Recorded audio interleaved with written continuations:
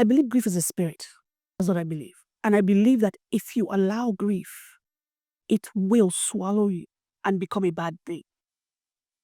You can grieve, but not to be overwhelmed by grief, because you will find yourself not being able to live life because you are overwhelmed. I was worried about my mom.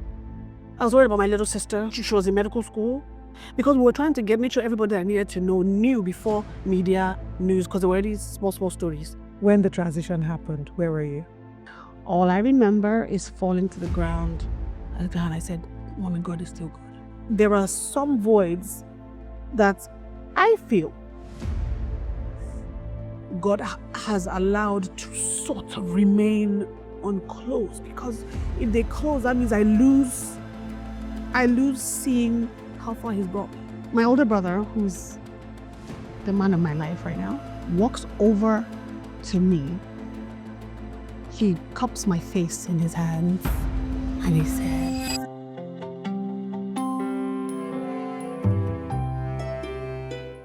Today's guest is someone whom I've long admired, not just because she's a multi-talented actor, singer, comedian, voiceover artist, but because of the authenticity and the vulnerability with which she shares her life experiences. And I sometimes read her posts and I think I can absolutely connect with her. You can see that there are no airs. There's just who she is. Everyone can see and everyone can connect to. And today, I want to dig in deeper and see beyond what we see on the surface. I'm talking about the one and only Chigul. Any other girl is a counterfeit, and we cannot have it.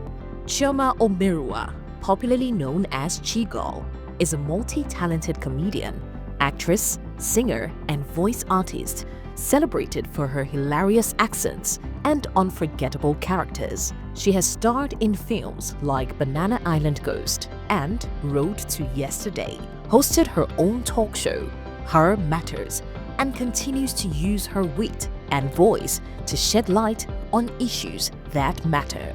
Today, Chigul is seated at his right hand with Olive Emodi. I have been a huge fan for years. I used to listen, but I have been a huge fan for quite a while. It's been a minute. I've admired your work. I've admired your talent, and I used to follow you from the days when you had the voice. I know. I think I remember when you first ever contacted me. I don't even think you expected me to respond to you, which a lot of people don't, and I don't understand why. Because I answer every DM in my DM. It's when I now gauge how the conversation is gonna go, I now decide delete or block. But I will answer you, Sha. So if you say hi, I'll be the hi back. Yeah, then we start from there. So thank you very much for accepting to do this, and I'm looking forward to our conversation. My pleasure. We were having some conversations before we started, and then I think I may just go in hard. We're talking about let's start from the deep end. So let's go. Exactly. We're talking about our father and the fact that my dad has been gone for 26 years and your dad has been gone 16, 17 years. And then before his death, I know that he was a one-time governor in Anambra State from 1985 to 1987. And I just wondered what life would have been like a governor's child. Well, I was in military school, so I went from primary. So we did primary school. So I did I think year 5, primary 5, and university primary school, and then I went into military school. So it was then. Now I remember being in government house and just coming home from school, because my father was a strict guy. So and he was very proud of just being in the military and just having a daughter in a girls' military school. And I remember coming back one time from holidays and walking to the room, stand there at attention, salute, and wait, he used to do all that? Yeah, and he was like, at ease. So I went to at ease, and then he now asked me, so how was school? And that's how our conversations were. Oh, it made him so proud. Now I'm like, oh, it made him so proud. Then I was like, why am I saluting my father? For God's sake, it's my father. Am I in the barracks? I know. So, but it made him so proud. I mean, of course, fast forward, we didn't finish school there, but it's okay. What did you enjoy at any point?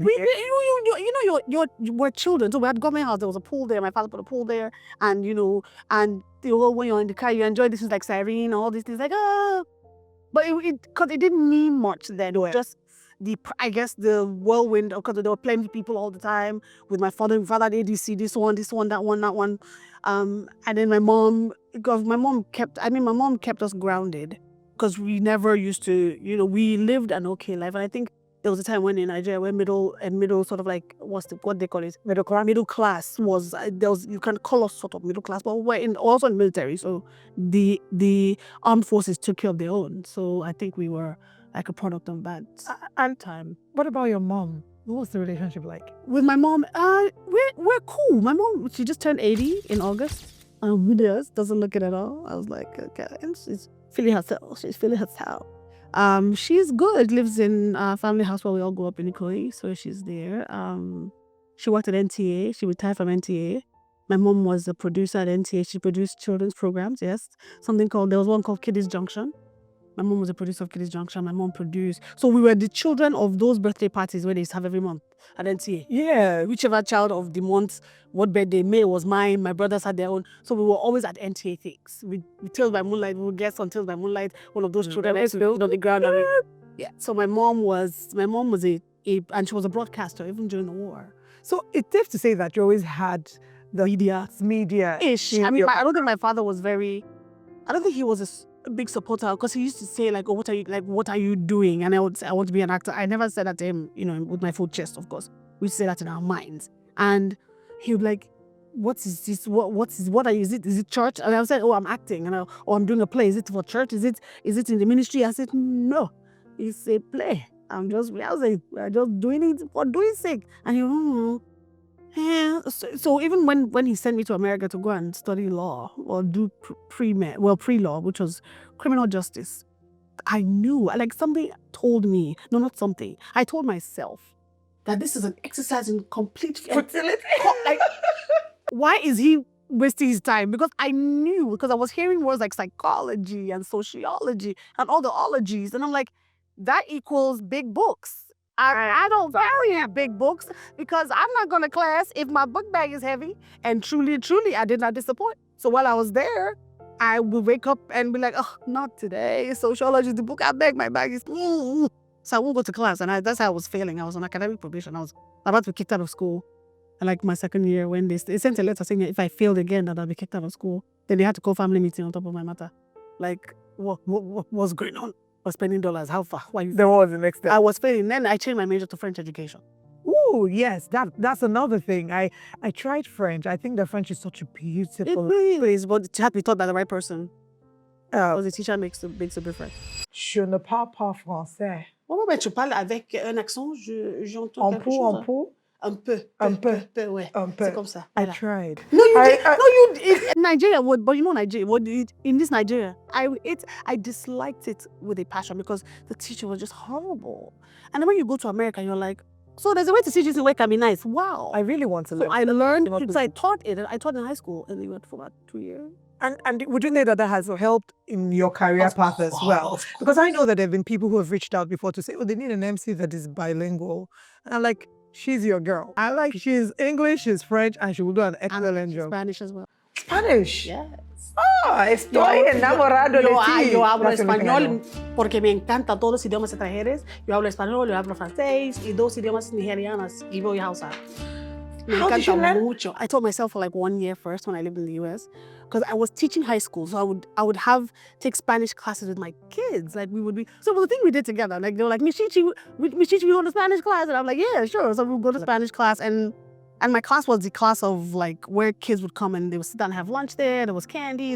We would watch movies sometimes. There was a day like, I'm not feeling it today, Miss Chichi, I just want to watch. So we'd watch like a cartoon, but of course in French or something like that. So I enjoyed it immensely. And then after that, I just started keeping up, and like an hour a day. And so, because I went back to school and I was learning 6 other languages at the same time. So I think I have a thing for language. You do have a thing for language. Yes. I don't think it's genius level. Not everybody can do that. It's a talent. It really is a talent. Yeah.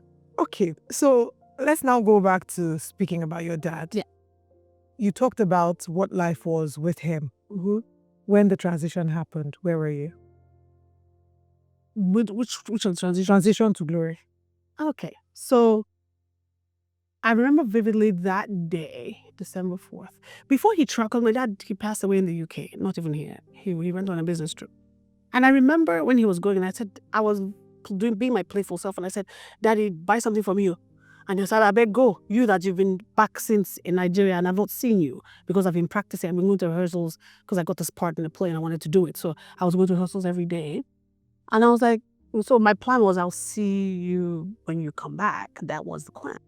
So a couple of days after, my mom was saying, she hadn't heard from my dad, which is strange because every time my dad would travel, my mom sleeps on his side of the bed. That's how it's always been. So she was like, oh, I haven't heard from your dad since he's gone. And I was saying, I said, you like to stress because she has high blood pressure. I'm like to leave her all night. I bet he'll call soon. This is me, trying to, Here we go, December 4th. I'm at rehearsal. And I'd come back to Nigeria and I like street food. Like I'm the person that drinks kunu from the roadside. You understand? I go to the Malam's place and I'm that person. I'm the person that eats a.k.a. yam from the road. Can you tell I love food? I love food too. Girl, My evenness is like, listen. I've told somebody, I said, and I don't know if this is the word to use on the show like this, but I'm a fat foodie. I don't care. If you want to know if food is good, ask me. I'll tell you. So we were at rehearsal and then, so the driver were going home. And I said, oh, I've been looking for puff since I've been back in Nigeria. I want to see puff like from the road, when they're frying it from the oil. So, and then there had been, all the days I'd come, they wouldn't let me do it. Like, no, I don't buy it on the road. I had bought kunu from the Malam down the street. So I didn't tell anybody, it was inside the fridge. So in my mind, I was like, I'll just, have a little pot. You understand? Yeah, I was already dreaming about it. So then my dad's driver, he's been with us for God knows how long. I don't remember when he started working for us. So he picks me up from rehearsal. We go through Oniko. It's like we're taking a scenic route. And I noticed, like, why are we not going straight upon the road? Awolowo Road. Take us to the home. Inside, so he said, I'll take you to go and find. Okay, then it was not like, I'll take you to go and find the akara. So he was taking me to go and buy akara. But we look, we didn't find any. So we get to the house. And my mom used to have women's Bible study on Wednesdays for women from the church. And there were a lot of cars outside. So this is me, like, once again, sharp mouth. In my mind, I said, it's like plenty people want to go to heaven today. There are plenty in this Bible study. Saying to myself. Then I walk into the house and I see as I'm talking about it now, I walk into the house from the door. My auntie is sitting on the couch, on the arm of the chair. My brother is standing up. My friends are there. And I'm looking at my auntie and she looked like she had been crying. So I said to myself, in my mind, once again, Chigul and her thoughts. I said, why is auntie's eye red? Does she have allergy? I don't. She's never had allergy before. This is me just chuckling to myself. And then my older brother, who's the man of my life right now, walks over to me. He cups my face in his hands and he says, we found out today that Daddy died. Listen. All I remember is falling to the ground. And I was going, okay. And I said, where's mom? And they said she was in the inner living room because we have another living room. So I went in there and there were all these women sitting around. And so I grabbed her hands. I remember, I looked at her and I said, Mommy, God is still good. That's what I said. Whether it was from the place of a true worshiper of Christ, sure, God is still God. And then I remember, because I'm also asthmatic, so I think they gave me an injection. I remember feeling very sleepy. And I went upstairs and my friends were there. And I was looking at them saying, is it like this? Is this how it is? Is this how it is? Is this how it is? That's what I kept saying. Is this how it is? Woke up the next morning, my sister-in-law, now sister-in-law was there. And I asked her in Igbo. I said, no, Ejoku ni hammer. And she said, oh, Ejoku Chioma. And she rubbed my back. So I said to myself, okay, I'm not dead. And I literally thought, okay, I'm not dead. That means God has a plan. And that's what I said to myself. And I said, what next? So you didn't grieve in that moment? I don't think there was any time. I was very worried about my family. I was worried about my mom. I was worried about my little sister who was in the year, she was in medical school. I think my brother, she had just driven. She said she drove into the parking lot of school when my brother's call came. Because we were trying to make sure everybody that I needed to know knew before media news, because there were these small stories going around about protracted illness, this one, that one, and none of it was true. So she said she had a dream as well, but because I think my sister she has a gift of dreaming, but I don't think she's aware of that gift and how much she needs to move in it. And she said she had a dream, but she was saying to herself, I'm praying it's not true. Then my brother calls her to say, Daddy passed away. So then we now had to go into, and then my brother now had to go into getting on a plane with my dad's tickets to go to the UK to bring the body back. And then I remember him saying to me, he was sitting in the plane and when they were coming back, and he was like, Daddy would have been in business class on this flight, but he's in the cargo hold in a box. And for me, it was, I just said to myself, I just have to make sure everybody's okay. I need to make sure everybody's well. I have to make sure everybody's doing okay and not, this is the first time this happened to us, we don't know what to do. And my brother became a man overnight. Like, it was just one of those things. I had to take care of my mom and make sure. And then I was also auditioning for West African Idol's first one ever. Yes. So there were problems with that. Well, why am I doing it? You have to do this play. I did the play 2 days after my father passed away, and I'm doing this one again. My brother said to me, whatever it is you do, just do. But sure, just know that there are repercussions for your actions. We're ready to face them. And I did. And what were the repercussions? I just angry, family meeting, calling you shouldn't be seen, doing all these things. Your father's just died, you should be mourning. I didn't necessarily believe in that, but I was like, I'm not doing it. I'm sort of like in my mind doing the hustle. I'm trying to do what I have to do and to make it in this business. And it caused problems. It did. My mom wasn't very happy, but we got over it. Did you ever feel like there was a time when you actually grieved him? And do you think that you're probably over his death? No, I don't think I will ever be over his death. I don't think it's possible that hole will ever be filled. I don't think it is. Olive, I told you I didn't want to come here and cry. So it's okay. I think that there are some voids that in these 16, 26, mom's still 16, 17. And it feels fresh. Especially when things happen. Maybe you think about them in a certain way or something they would have said, or if they were here, or you go through things and you're like, if he were here, maybe I wouldn't be going to this. Yeah. And I think that there are some voids that I feel God has allowed to sort of remain unclosed, because if they close, that means I lose seeing how far he's brought me. Because I see, every time I think of the void is there, but it's opened my eyes to how far God has brought me. Because I could have been swallowed up in this thing called grief. And I believe grief is a spirit. That's what I believe. And I believe that if you allow grief, it will swallow you and become a bad thing. You can grieve, but not to be overwhelmed by grief, because you will find yourself not being able to live life because you are overwhelmed by grief. It feels like the past few years have actually not also been easy on you and your heart. Yeah. It feels like, you've lost a number of people. Maybe we'll talk about a few of them. I knew one. I knew Chioma. I got to work with her.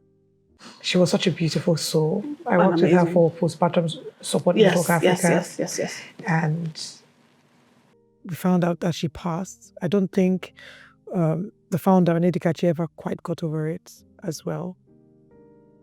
How have you been holding up? It feels like it's been back to back, and then I see you come on Instagram and you're singing "It Is Well With My Soul."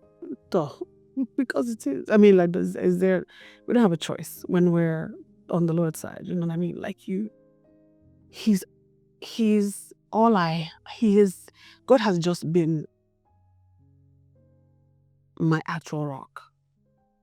Because after Ijoma, I was like, it's a family grief. We're grieving as a family. But my cousin Risanna was 34. Lived with me for like 2.5 years. She had just left my house to start her own life when she one day just medical emergency, and that was the end of that. So having to deal with signing a death certificate, having to deal with going to see her body, having to deal with making sure she got to the mortuary, having to coordinate all of that. and going back to the mortuary more than once, taking family members there, just having to sort of like coordinate these things was a very different level altogether. I'm still sort of haunted by, I wouldn't say haunted, but it's a constant reminder. Like I've heard, when I think about all the stories I used to hear about, when she was on her way to the hospital because somebody was with her, or saying how she was, she needed to breathe and she went down the window and on Lekki Expressway. So every time I'm on Lekki Expressway, it's weird. So it's just like, is this how the wind was blowing when weird things that come to your mind. I have to go to church. On Sundays, I pass by the hospital where she passed away. So there we go. Boom. I have to do this again every Sunday morning and every Tuesday when I go for prayer. And it hasn't been just Risanna. It hasn't been just Risanna. It's been Risanna. It's been my friends lost their younger sister, we were all pretty close, and she was like a sister to me, a younger sister. That happened 30 days before Risanna. I was just coming out of that grief, because I was like feeling, and I was feeling that so much more for her family than her. Just her husband, her children, had siblings because they were very close. They were very, very close. So that just struck me. I remember where I was when I heard, and I couldn't function. And then Risanna happened, and then my other cousin happened in America, and then my cousin's father, who's like a second father to me, that just happened recently, and another cousin. It's been a couple of people who have passed away, and grief has been overwhelming. I sometimes I think, will I survive this? And I had to be honest with God being there and the strength being there, sometimes your flesh. And it's like I don't want to feel like my heart's in pieces. I want to feel like my heart's one piece. I don't want to wake up and be like, what's going to happen today and who's going to push what am I going to think about today?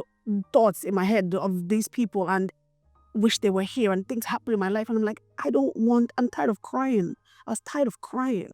I'm tired of shedding tears. I just want happy, and I think maybe subconsciously, even maybe to my fathers, I just focused on maybe the funny and not anything serious, because that just took me to a place I didn't want to go. But I probably needed to go, but I didn't want to go because I don't want to do this. I don't want to do this. But you have to do what you have to do, right? And life just happens. So here we are. Yeah. So I hear you when you say that, you're tired of being sad. Do you ever feel like sometimes you use humor as a coping mechanism to cover up? All the time.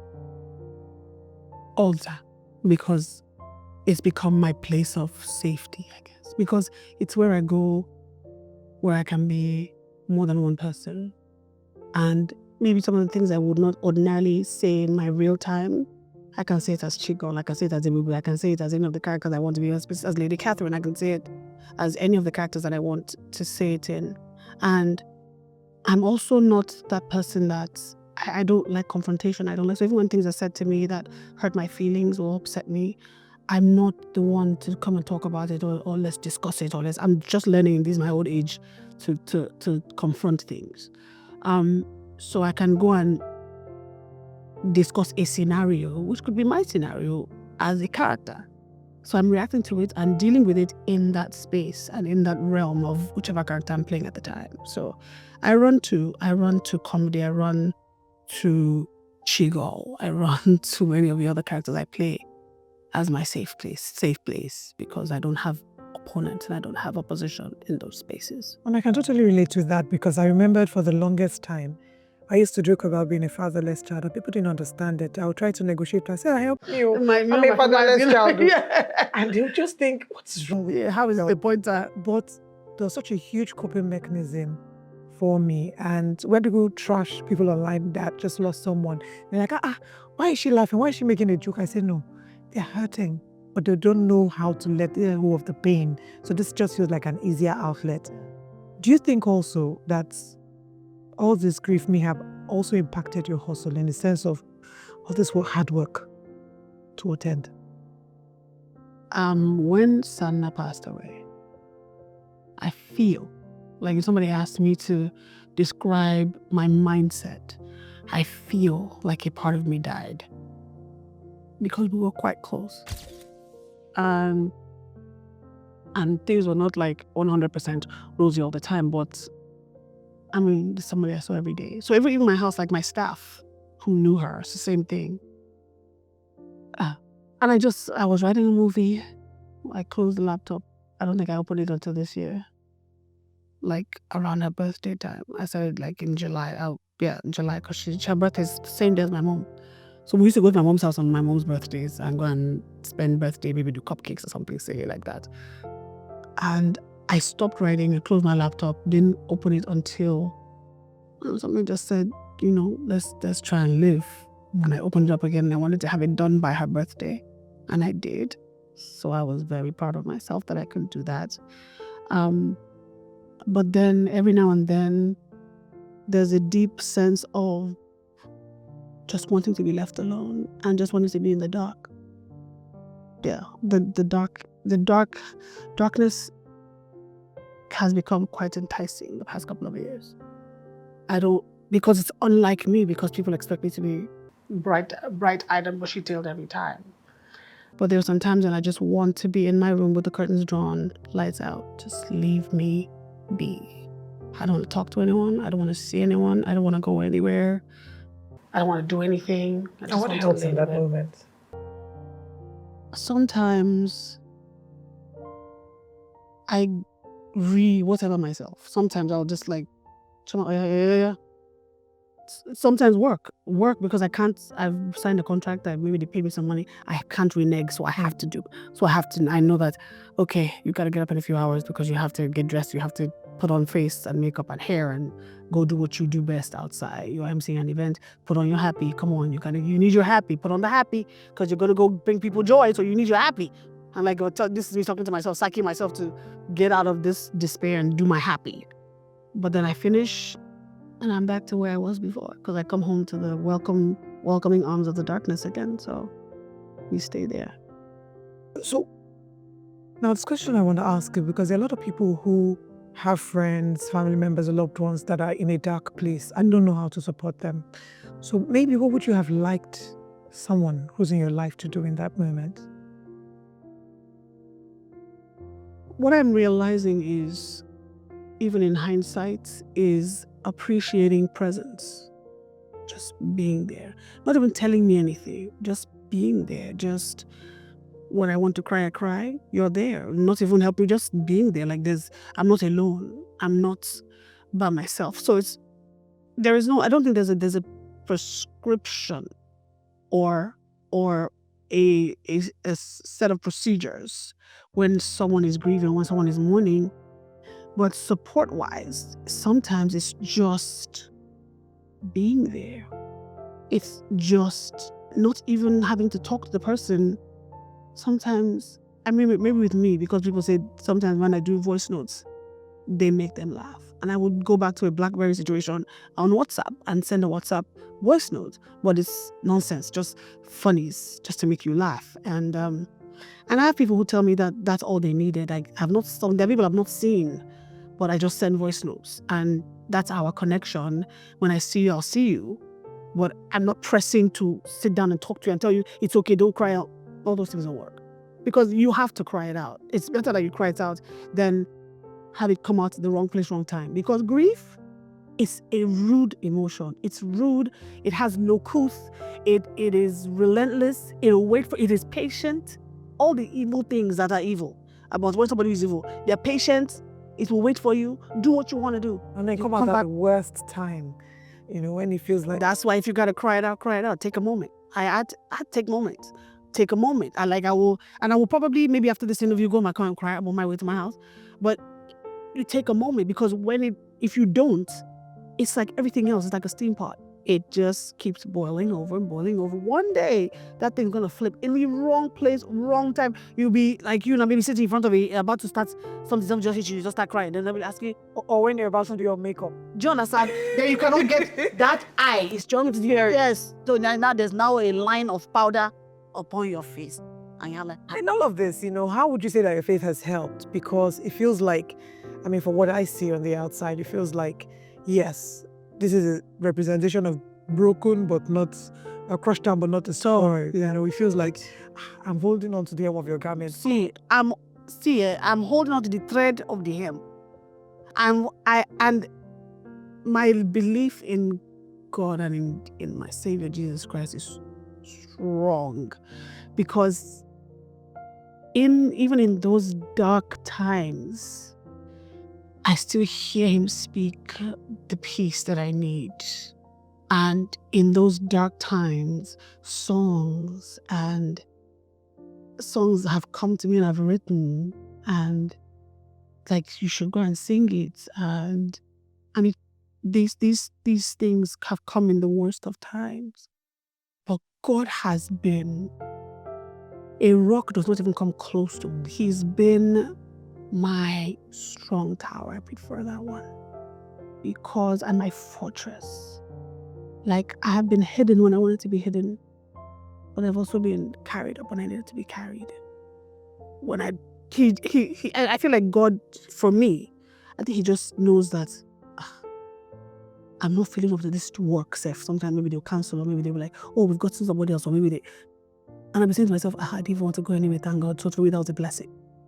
So He has been such a rock, and He has put people in my life spiritually, like, just who are helping me navigate this life, even just wanting to get closer to Him, to God, and just people who have been such strong forces in my life. And I don't know where I would be if it wasn't for that. And He's been so good. Like, He's been so providing my needs when I couldn't do anything, but work still came. When I couldn't work, but I had to work. Work still came in the midst of my grief, in the midst of my pain, in the midst of my everything that I had to just. And He gave me the face to put on. Did you ever get angry, or did you ever at any point get angry and be like, God, but you're good. Why are all these bad things happening? I mean, I think I passed that stage in my life where I'm asking. My prayer was just make it make sense and make the days easier. Those are the two things I used to pray for. And this is what I pray for people who are going through grief now. Yeah, they say you can't ask God. No, I ask God questions. He's my father. Just like I would ask my physical father. I won't curse him and die, but I will ask him how far. So since you've allowed this thing to happen, you have to not even make it make sense. Figure out how since you allowed it, you are the God that allows. Since you allowed it, you figure out how I'm going to navigate this water or these waters with your power. So you sort that out. That's not for me to sort out. You're God. So you brought me here, take me through it. And I'm like, okay. I don't have anything else to say to you.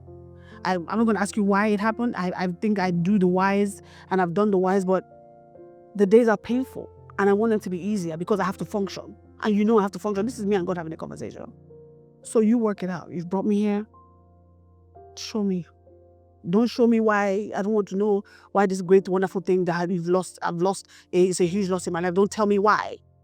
But since you are the God that has allowed it, and I accept that, now you take me through this. Take me through it.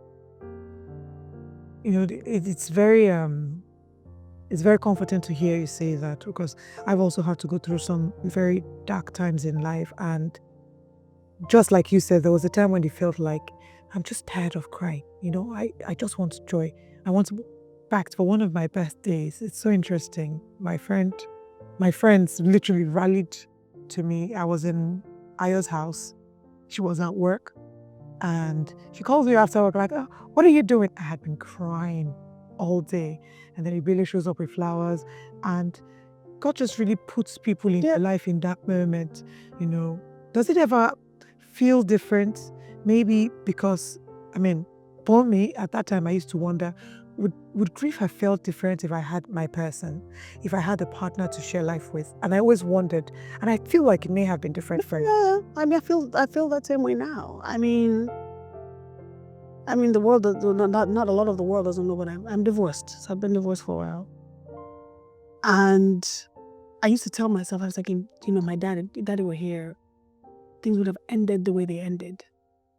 He would have gone into, properly, if you're going to sort it, let's sort it. That's just who my dad was. And when I go through these times now, I do, when I'm lying on my bed and I'm crying tears into my pillow, and I'm wishing there was somebody holding me. I'm wishing there was somebody saying, it's okay. I'm wishing there was somebody that was giving me motivation to wake up in the morning. And I said, Lord, I didn't ask God. I said, God, I don't understand. Help me, sir. How is it that this kind of stuff, you allow your girl to just be on solo moves? I was like, God, it's not fair because, God, I beg. And God, when? Yes. But I think that all of those times take you to, it's a preparation process, I believe. And allowing me to grieve solo and go through all these things solo for now have also let me see that I didn't think at the beginning that it was possible that I would get through. But as at the sort of like coming through it and going through the process, well, okay, I can understand small. Maybe the person's presence wasn't needed at the time, and I needed to focus on the one person. I needed to focus on who's God, and I need your attention here. And not that he did what happened to me was for him to get my attention, but okay, if you have it now, and maybe let's focus more on trying to get back to where you were in your place in Christ and in ministry and in God. Okay, let's get there. But a holding would be nice. A hug would be nice. I want to lean on somebody else's shoulder sometimes. Sometimes you don't want to talk to your girlfriends. You want that other person. You want your person. You understand? So because the girls are wonderful. The girlfriends the girlfriends is wonderful, honey. The girlfriends is lovely. But the guy, of course, it's almost like that's the person that sees you at your most vulnerable. Yeah. So that person that sees you at your most vulnerable is that person that is being able to help you pick up the pieces as you go through this very serious situation. So we're praying that God will have mercy upon us and send said person on the second time our way. So Amen. Amen. And God is a God of second chances. It's not that redeems the time. that's what is somebody. And He will do it. In Jesus' name. Won't he do it? Yes, he will. He will. Yes, He will. But thank you so much. I know that it's pulled a lot from you. We've had this conversation from behind the scenes up until now. Yes. And you're someone who's shown that you've refused to let grief hold you down, and I'm very happy about that you keep holding on to God. One day at a time, one breath at a time. Yes, one breath at a time. And I wish that many people who are in that season where they're navigating grief will be able to watch this and feel like, okay, I'm not so alone, I can navigate through this as well, and I can come out happy. And I want us to end this conversation on a much happy note. What are the things that make you happy? Apart from work. Okay. So I've been puzzling, 3D puzzling for a long time. So I built this 3D puzzle. What can you not do? I just found it. It became my place of peace. So I've built some and I've given some away as gifts. And some people have seen some. I've gotten some calls. So you're doing these building things, yeah. So I love building puzzles.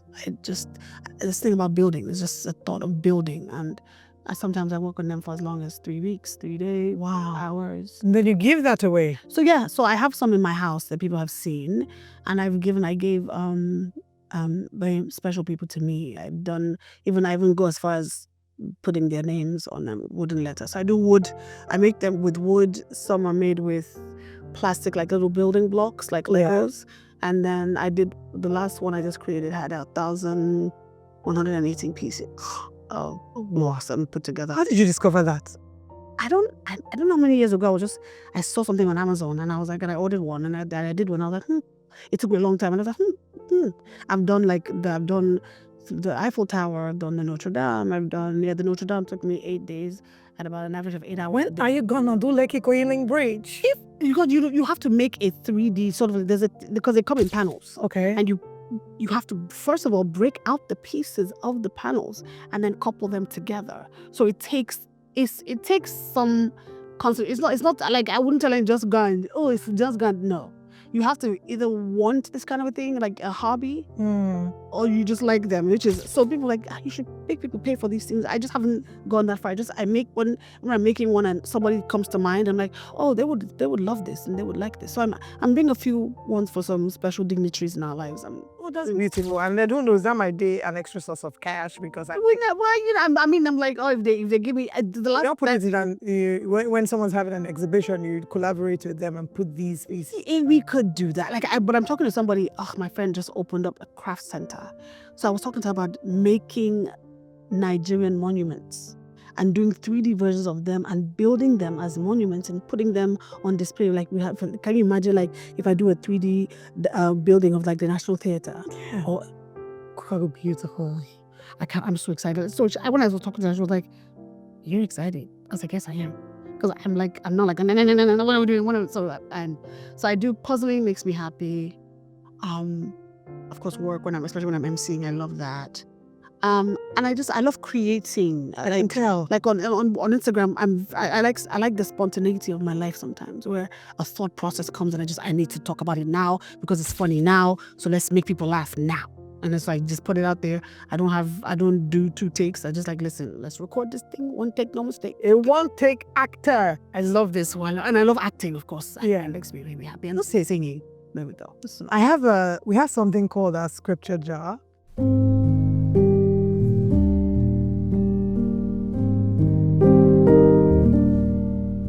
I'm going to give it to you now to choose a word. Don't worry, it's nothing complicated.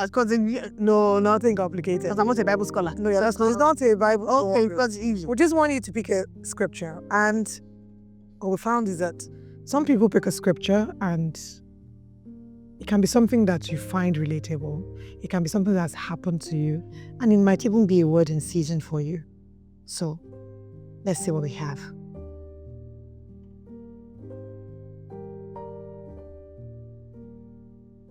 Let's see what we have.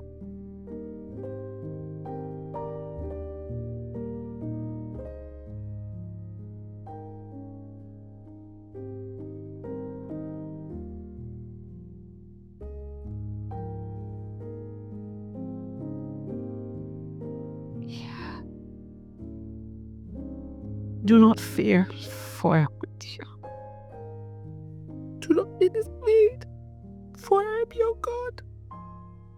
I will strengthen you and help you. I will uphold you with my righteous right hand.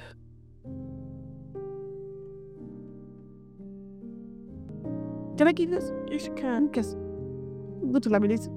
I know it's in the Bible, I can find it anywhere, but this one today. Okay. I was having one kind of a day. Yeah. I hope that it encourages you and helps you realize that God sees you. Yep. Right. That God loves you. And that God will always have you. Oh, I believe it. Thank you so much. Thank you so much for coming. I know it took a lot for you to come. It's okay. You had a very interesting past couple of days. Thank you. If you're watching, please share this video. Someone in your circle needs it. We want to spread the word, so help us get the word out there. Like, share, and please subscribe to my channel. Thank you. All right. Hello all. My name's everyone, but also Chigul. Everybody stop ABUBA, and also Chigul. I also Chioma Omeruah, a.k.a. Chigul, is your girl, and I am seated forever and ever at his right hand. See you later, okay? Okay, yeah.